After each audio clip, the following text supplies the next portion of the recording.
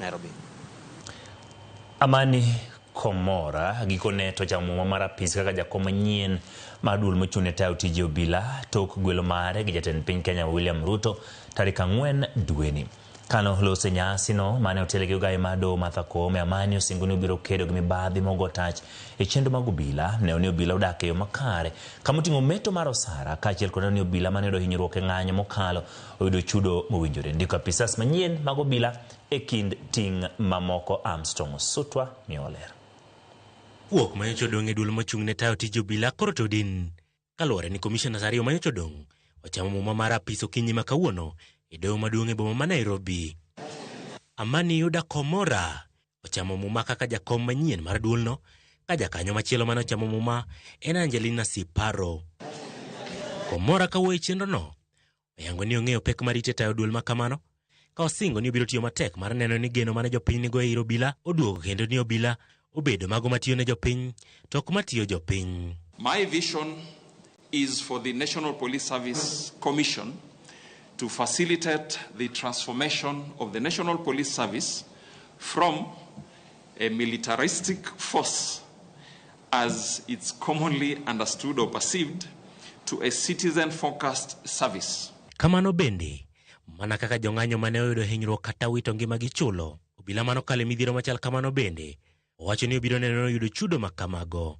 And ensure that all police officers who were injured during the past public order incidences and in future incidences are compensated or are considered for compensation alongside other members of the public.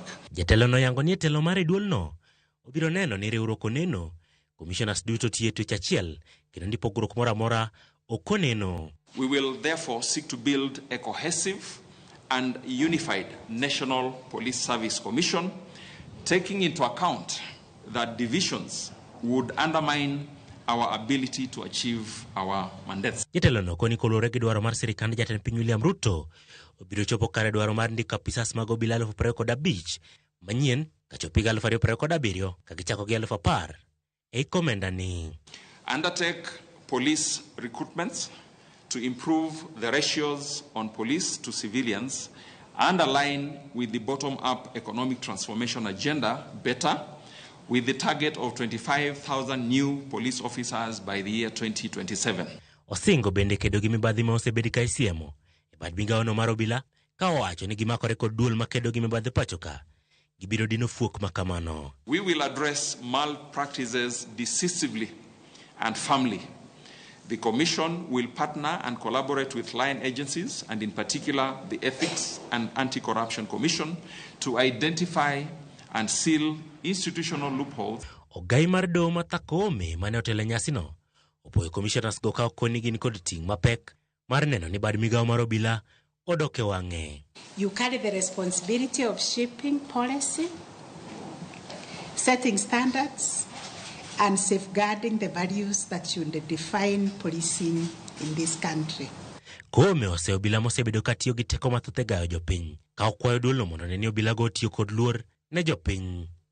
For the life of me, I've never understood why a police officer would have to crowbar a citizen before arresting them, even if they are not resisting arrest. Why they have to be rude and use uncouth language towards citizens. Armstrong Osutwa, Ramogi TV. Kamano Armstrong Osutwa kwa report machal kamano nyakwaro Ramogi ka awaseyudo report machal kamano wadhi yweyo kik idhi mabor pod wantiere kod mathoth ma ikoni e chenro ni marang'i chwelo.